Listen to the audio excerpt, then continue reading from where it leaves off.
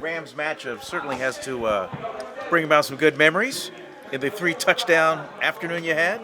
Yeah, definitely. Obviously, it was a good one last year. Each week, each year is a new year, so got to come ready to go. George said it kind of looked like the offense can be like Madden with you after that game. Really, how did it open your eyes to see what the offense can be like with you in the offense?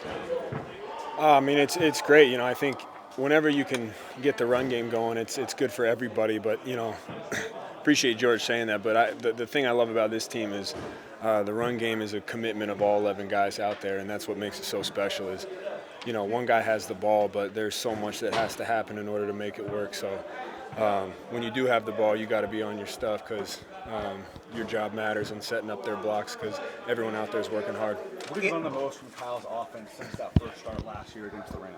Say it again, sorry. What have you learned the most about Kyle's offense since that start against the Rams last year? I think in Kyle's offense, man, you're always learning. Each week you're learning something new, and I think that there's purpose behind every play. Each play has a life of its own, and like Bobby T always says, for every play there's a coaching point. So I just have enjoyed learning just the intricacies of why he's calling certain plays, and it's impressive to be in those meetings. You ever hear a play called a huddle and you come in and go, man, wait till you see this one. This is going to pop. Hopefully all of them do. You kind of have that mindset going into every play, but you just got to be ready for whenever the one that does. Deebo talked about the selflessness of this team, and you were just talking about the run game is everybody. Is that unusual with this many stars on a team? It's not unusual here, which is something that's so cool.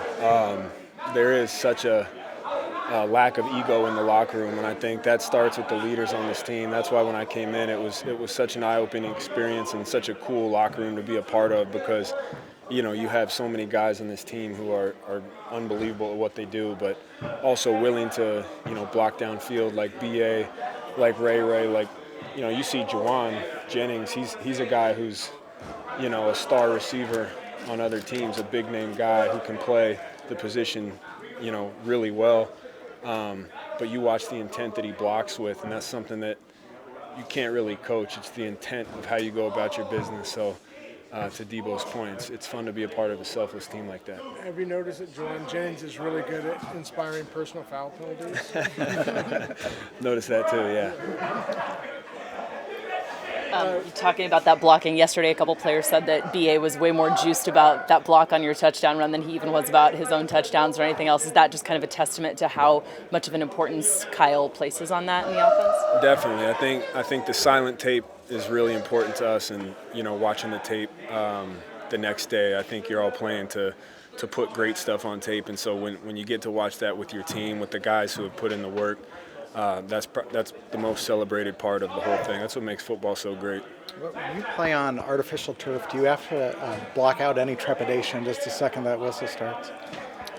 Yeah, it's when you have to block out everything really and just focus on execution.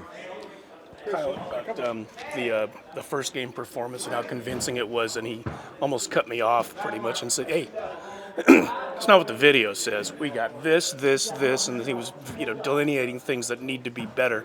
Is that kind of how fast you guys get down to business after a game? 100%. I think the games are like that. The practices are like that. There's a lot of accountability with the good and the bad, and that's what's fun to be a part of, though. It's a constant growth mindset. You're always trying to get better. You're always looking to capitalize on the good things, but rarely do you get the same look twice, so that's why it's so important to not get comfortable. That's why you haven't thrown a pass again since? Yeah, I guess so.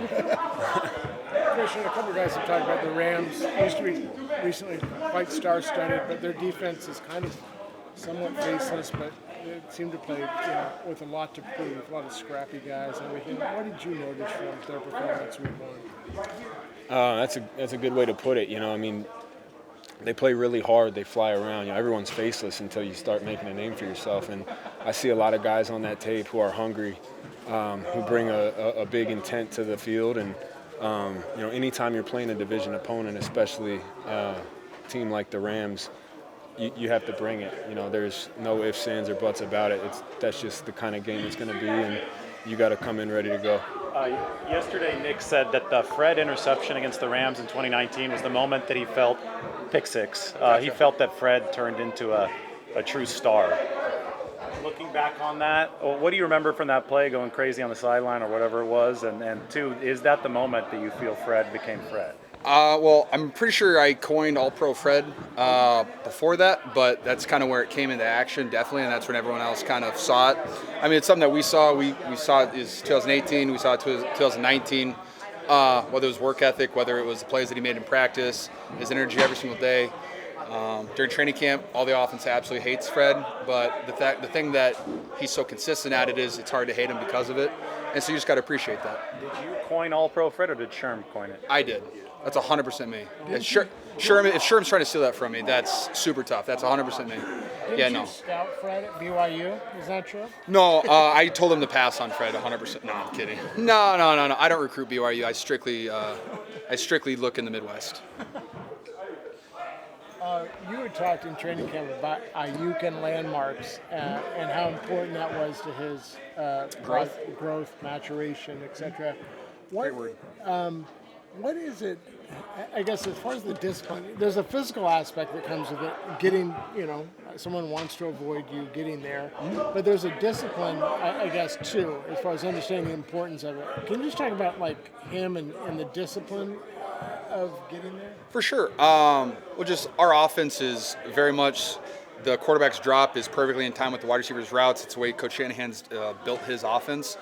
And so everything has to be exact. So that's why our play calls are so long and so wordy, because it tells everybody exactly what to do on every single play. So when he tells Brandon, hey, it's a coin split, we need to line up in this exact spot, and you need to take 7 steps to this exact spot on this landmark. So when you break down, Brock's going to put his foot down and throw it, regardless if he sees you looking at him or not. So when you flip your head around, that ball is going to be in the air, and it's unguardable if it's on a certain coverage. And so it's just trusting you have to build constantly. And when you're a young player, it doesn't really make sense to you, because in college you don't really get talked about, I have to line up in the perfect spot every time, I have to get the certain depth, there's certain width, there's certain steps, and there's just so much that goes into our offense. And hey, it's our job, we're in the NFL, I think it should, college is a little bit different, but it just takes a little bit to understand the importance of all that stuff. And so then when you finally do figure it out, it just, hey, bang, bang, it's like, hey, Brock puts his foot down, Ayuk's wide open, and it makes our offense very, very efficient. So, can a landmark be, because outside edge of the number, top of the numbers, middle of the numbers, 3 yards inside the numbers, 1 yard inside the numbers. Depends on the route, depends on the play, depends on the quarterback's drop. But every route, I'm not going to say the route, it's so loud over, I love it. The basketball hoop's back, baby. We have routes that, hey, it's a 6-step, we call it a Chevy, 6-step inside breaking route. Deebo scored on it, I've scored on it. That's not a landmark, it's just, hey, you have to get 6 steps. On your 6th step, you have to break the daylight, because it doesn't matter, it doesn't matter who's there. Brock's going to throw it, the quarterback's going to throw it. That's Miami Dolphins, cover 0. Brock's first third down to me was cover 0. 6 steps, throw it. And that's just, you have to build that trust that, hey, the wide receiver, the tight end is going to do exactly what you asked him to do, and the quarterback has to put on the money. George, as someone who enjoys moving someone from point A to point B against their will, as much as you do. When you see a guy like Ayuk, doing what he did on the Christian's run, things like that, what does it say just about the way your receivers can help kind of set the tone in the run game as well? Something I learned early on in my career. My old tight end coach John Embry said that run game's only as good as the wide receivers want to make it. And if they're not blocking the safeties, they're not digging out the safeties, if they're not blocking the corners, if they're not chasing down guys that are going to make touchdown-saving tackles, your offense isn't going to be as explosive as it can be. And that just, demonstrated. It's Ayuk, hey, he didn't get to the corner. Christian made the corner miss. Ayuk hits the safety, destroys the safety, and you see Ray on the backside running all the way down. And because of those guys' effort right there, it goes from a 12-yard run to a 65-yard touchdown that kind of, finish the team off. And there's only so much you can do from that when you're down 27-7, at home. And it's when you have wide receivers that are willing to block, that like to block. You have guys like Jawan that finish plays, get personal foul penalties after play because he tries really hard every single snap in the run game. That just builds your team up. And so, hey, now instead of there's literally 10 guys blocking on every single snap, or 9. But even the quarterback pulling, if Brock has a good bootleg out and he pulls the defensive end, there's one less guy trying to tackle Christian or Elijah. So, hi, Fred. But if everybody has the same mindset of just that physical mentality and I'm going to give it all every single play, that run game looks really pretty. How have you seen that kind of become more ingrained in your years here amongst the receivers? The best it got was in 2019, and I don't really. Oh, I'm sorry. Emmanuel Sanders, when he came in and he listened to Kyle and like he blocked the way that Kyle wanted him to, and Emmanuel's he's a built guy, but he's not the biggest guy in the room. And you saw his effort in every single play, even when he like running routes when he wasn't getting the ball to get other guys open, the backside of run plays, digging out safeties. It kind of showed our young guys like that's what it's supposed to look like. And it's different when you see like when Coach Shanahan pulls up Atlanta Falcons, say like, hey, this is how we used to block it here. It's different seeing that every day in practice. And then when the young guys see that every day in practice from wide receivers, like, oh, wow, light switch, that's what we have to do. And so to get Emmanuel Sanders to do that, to kind of show Deebo how to do it. And then we've gotten better at it. Jawan was really good at it. Trent Taylor was really good at it when he was here. Jawan got good at it. Like I said, Ayuk's gotten really good at it. Deebo's gotten really good at it. Ray's gotten good at it. It just builds up the whole room. And like I said, when you have a running back like Christian McCaffrey or Elijah Mitchell that can take plays to the house, you see that more often. George, having been around Deebo this long, how significant was it for him being named team captain this season? You know what? Being named team captain is a huge deal. It's the respect you have in the locker room and the organization, and I'm really happy for Deebo. And also, it's cool too because it does. I don't want to say it adds pressure to you, but it definitely. Hey, you're a captain for multiple reasons, and you need to show up every single day, and you need to be able to help guys, guide guys, give guys advice. Or, if you're not much of a talker, just show him how to do it every single day. And he does that, and he's been great at it this whole season. And so just very happy for him because it's a very, very cool thing to get. He looks pretty proud of you. As he should be. It's one of the coolest things you can do in the NFL. George, what do you remember from that game last year in LA when McCaffrey did what he did? Touchdown, caught a touchdown, ran for a touchdown. That's cool, isn't it? Yeah, he's pretty good at football. Did that kind of give you an indication? I mean, that was his first full week with the team. Did that give you an indication of where this offense could go with him? I mean, right when we got him, I was like, it's like Madden now for Kyle. Like, he can just make up whatever he wants to make up. Like, who do you want to take away? Like, last week, you had Minka followed me around the field, and all right, you left Deebo, Ayuk, and Christian McCaffrey one-on-one with everybody else. Congratulations. How'd that go for you guys? Like, if whatever team wants to do that, when you have a running back that can pick up pressure, and then if you don't pressure and he gets to go out and run a choice route on a linebacker, there's not very many linebackers that can cover a guy like Christian McCaffrey. George, we all know how well you guys know the Rams and they know you. Did anything unique stand out when you looked at their Week 1 tape from Seattle?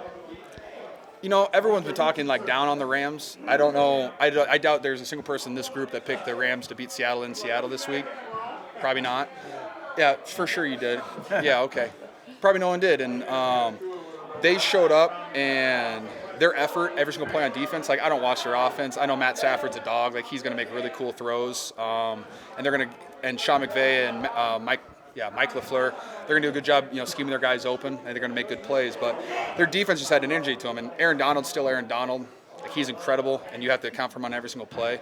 But while you might not notice every guy's name on their whole defense, they have effort, they have a really good coach, and they're going to try really hard. And hey, they won a Super Bowl a couple years ago.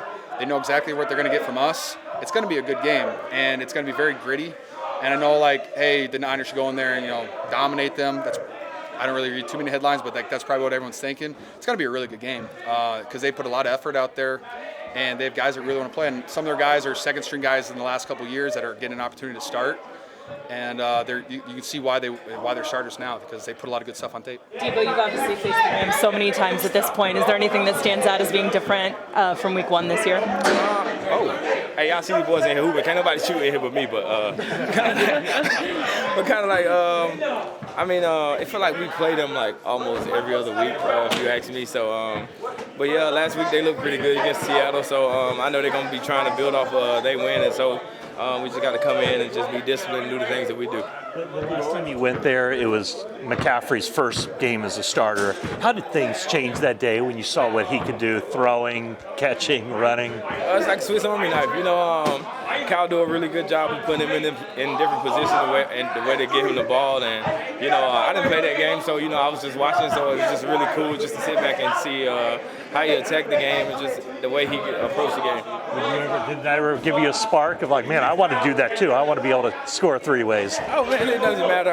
It's a selfless team, so whoever scores is whoever scores. So, as long as we get the win, I'm cool. What was the reaction in the meeting room the other day when you rewatched the video of Brandon and Ray blocking for? It was the same kind of impression that I had on the mic'd up that I had. I was just kind of stunned because, I got the vlog, and then on the other side you see BA just lay somebody out, and I was just like stunned. But it's just like the things that we harp on in this offense for us blocking, for us like I just stated, like a selfless team. How has your pride in your blocking grown since you've got it? Oh, it's fun. Not a lot of receivers in this league do it, but we take full responsibility and like springing our guys free. It's just something we harp on every week. Do you have a favorite block that you've had in your career? Have you had anybody you buried? Not that I can think of right now. No, I can't think of one. Is it weird at all facing the Rams this early in the year? Usually it's, a big game. It ain't weird. No. Is it nice to sit around in LA and see that many Niner fans? I mean, yeah. I feel like we got the best fan base in the NFL right now. They travel everywhere we go, so it's not something that I'm not used to. I mean, we used to see red everywhere. What would it mean to you to get voted one of the team captains? It meant a lot. It's pretty big. And it just shows, like, the hard work and stuff I put in this offseason for, the players to vote me as a captain was real big. Hey, faithful, don't forget to click here and subscribe.